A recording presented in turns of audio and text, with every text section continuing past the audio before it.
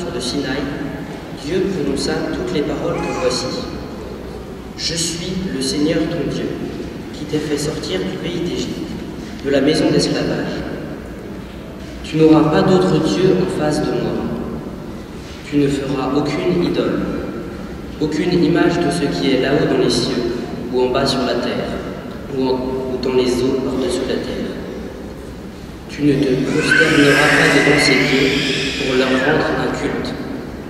Car moi, le Seigneur ton Dieu, je suis un Dieu jaloux. Chez ceux qui me haïssent, je punis la faute des pères sur les fils, jusqu'à la 3e et la 4e génération. Mais ceux qui m'aiment et observent mes commandements, je leur montre ma fidélité jusqu'à la 1000e génération. Tu n'invoqueras pas en vain le nom du Seigneur ton Dieu, car le Seigneur ne laissera pas impuni celui qui invoque en vain son nom.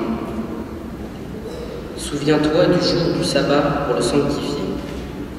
Pendant 6 jours tu travailleras et tu feras tout ton ouvrage. Mais le 7e jour est le jour du repos, sabbat pour l'honneur du Seigneur ton Dieu.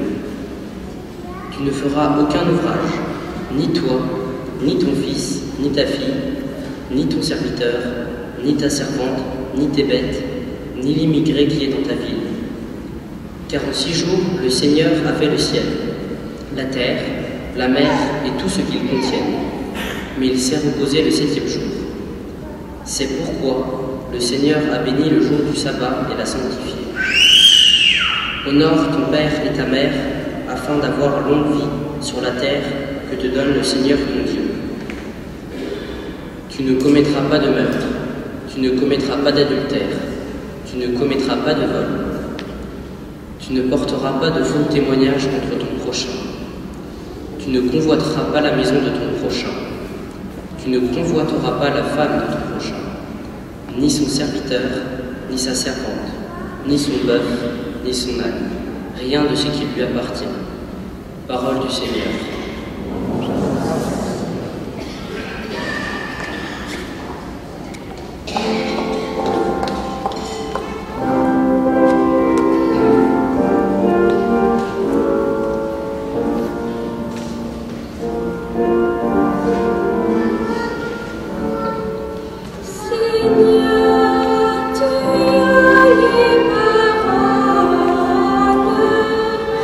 De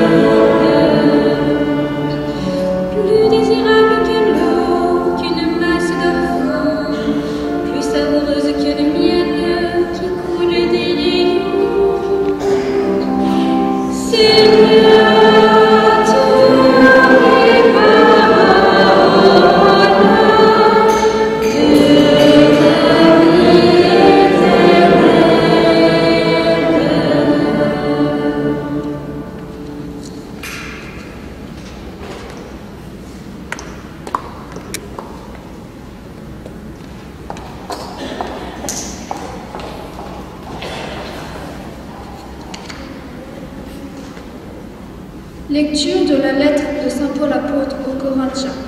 Frères, alors que les Juifs réclament des signes miraculeux et que les Grecs recherchent la sagesse, nous proclamons un Messie crucifié. Scandale pour les Juifs, folie pour les nations païennes. Mais pour ce que Dieu appelle, qu'il soit juif ou grec, ce Messie, ce Christ est puissant de Dieu et sagesse de Dieu. Car ce qui est folie de Dieu est plus que les sages que les hommes. Et ce qui est faiblesse de Dieu est plus fort que les hommes. Parole du Seigneur.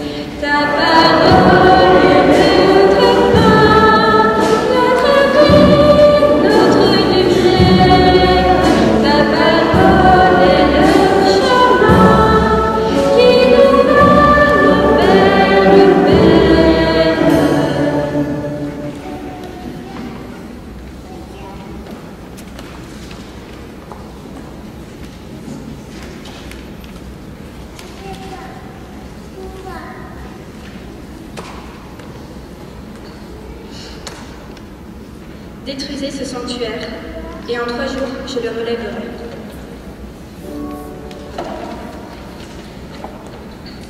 Ta parole est notre pain, notre vie, notre lumière. Ta parole est le chemin qui nous mène vers le Père.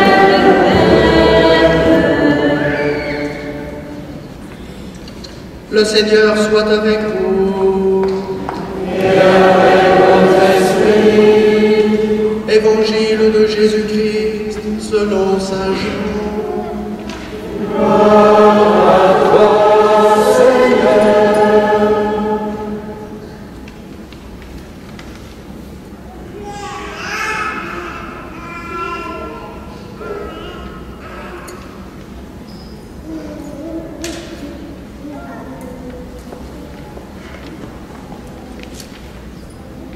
Comme la Pâque juive était proche, Jésus monta à Jérusalem.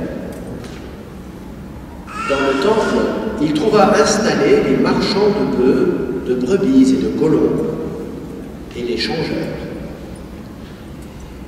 Il fit un fouet avec des cordes et les chassa tous du temple, ainsi que les bœufs et les brebis.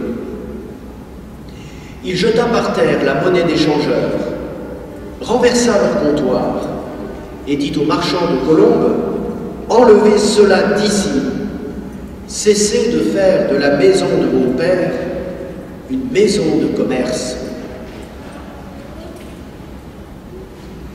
Ses disciples se rappelèrent qu'il est écrit, « L'amour de ta maison fera mon tourment. » Des Juifs l'interpellèrent, « Quel signe peux-tu nous donner pour agir ainsi ?» Jésus leur répondit, « Détruisez ce sanctuaire, et en 3 jours, je le relèverai. »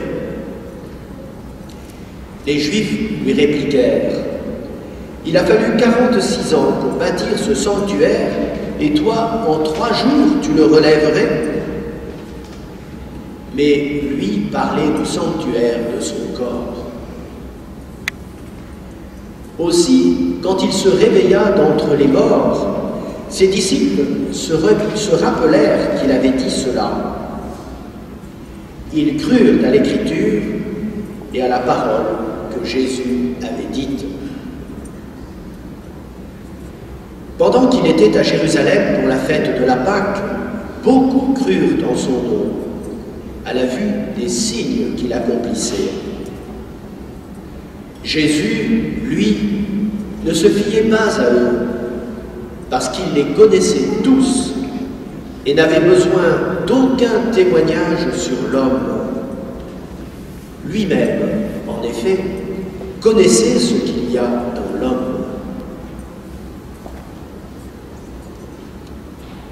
Acclamons la parole de Dieu.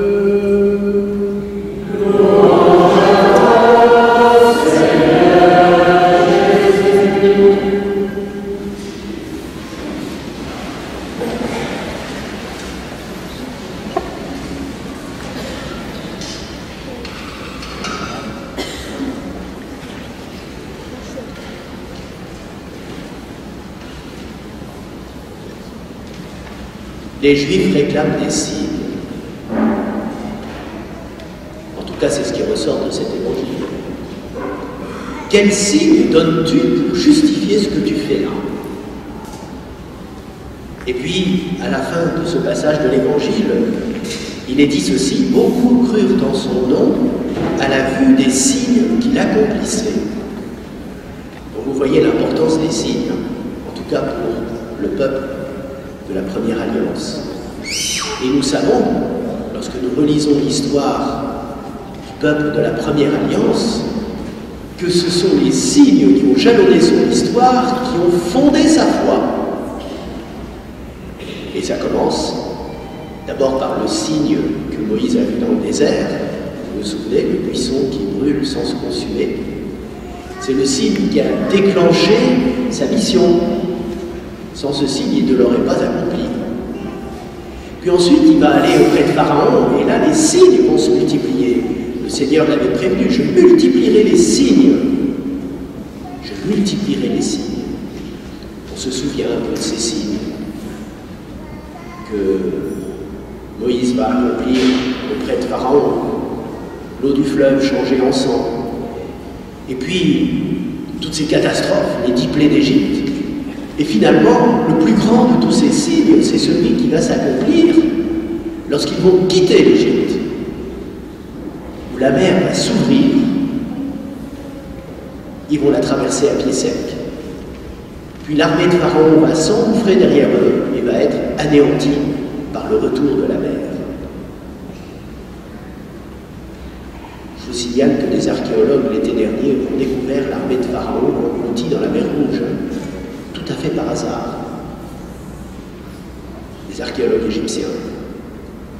Ils ont retrouvé des centaines de corps au fond de la mer, des chars, des armes, et figurez-vous qu'ils ont identifié qu'il s'agissait d'un pharaon qui vivait au XIVe siècle avant Jésus-Christ. Curieux, hein? Ça correspond exactement à ce que nous raconte la Bible. Étonnant. Et les études archéologiques montrent même que c'est un tsunami qui les a anéantis. On a trouvé des corps cisaillés. Très étonnant. Donc vous voyez, c'est pas la première fois que ça arrive. Des tas d'événements racontés par la Bible ont été confirmés par l'archéologie. Le voilà de plus. Donc ça, ce sont des signes importants. En tout cas, peut-être que nous avons besoin, nous, de ce signe aujourd'hui pour nous restaurer dans notre foi. Et nous en avons besoin. Donc, pour le peuple de la première alliance, tous ces signes qui ont jalonné leur histoire sont essentiels. Et par rapport à la maison de Dieu, le temple de Jérusalem, il y a un signe très important. C'est d'abord celui que les Hébreux ont vu sur la montagne. Ils ont vu le feu, les éclairs, le tonnerre, la nuée lumineuse qui les accompagnait dans toute leur traversée du désert jusqu'à l'arrivée à la Terre Sainte, à la Terre promise. Puis ensuite, il va y avoir ce même signe qui va se manifester lorsque Salomon va consacrer le premier temple au IXe siècle, Xe siècle avant Jésus-Christ. Puis il se manifestera de nouveau lorsqu'on reconstruira le temple au retour de l'exil. Et enfin, dernier événement en date dans l'histoire, c'est lorsque les frères Maccabées, au second siècle avant Jésus-Christ, vont restaurer le culte dans le temple qui avait été profané. Encore une fois, on verra cette nuée lumineuse descendre sur le temple. Et voilà que lorsque Jésus arrive, à peine 200 ans plus tard, On a l'impression que tout le monde a oublié que c'était la maison du Seigneur. C'est devenu une maison de commerce. On a remplacé la présence de Dieu par une idole, Mammon. Pas le peuple. Le peuple venait avec piété rendre un culte au Seigneur. Mais ils étaient arnaqués, excusez-moi du terme, mais c'est vraiment ça, par les marchands du temple. Ils se faisaient voler. Imaginez ce que ça pouvait faire dans le cœur des fidèles. Quel scandale! Quel scandale! Eh bien, ce scandale était tellement énorme que Jésus n'a pas résisté devant ça. Et il a eu cet accès de colère, une sainte colère, pour purifier ce lieu, qui est le lieu de la présence de son Père. Je dirais même de sa présence. Et que les hommes profanaient par leur amour de l'argent. Mais Jésus va plus loin. On voit la transition. Détruisez ce sanctuaire en 3 jours, je le rebâtirai. Et les apôtres vont comprendre au matin de la résurrection, en tout cas après l'événement de la résurrection, que Jésus parlait du sanctuaire de son corps. Frères et sœurs, voilà un événement capital. Un nouveau temple vient vivre au milieu des hommes et présent au milieu des hommes.